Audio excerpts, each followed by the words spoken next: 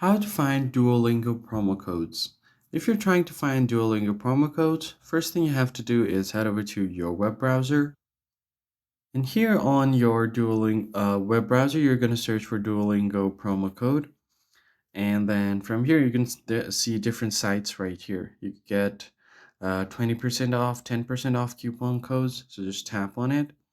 And here you should be able to find different kind of promo codes.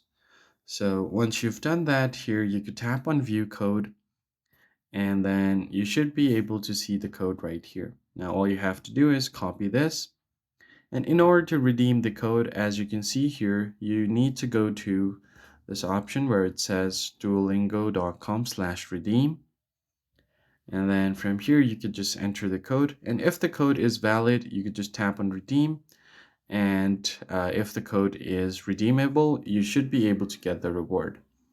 What you could also do is try to check the official websites or pages from Duolingo. They sometimes drop some promo codes in special occasions, so you can keep an eye out on that as well. After that, you could also go ahead and complete your lessons on Duolingo. So once you complete your lessons, you will be given certain rewards and certain XP points to boost up your progress. So these are the way you can get coupon codes for Duolingo.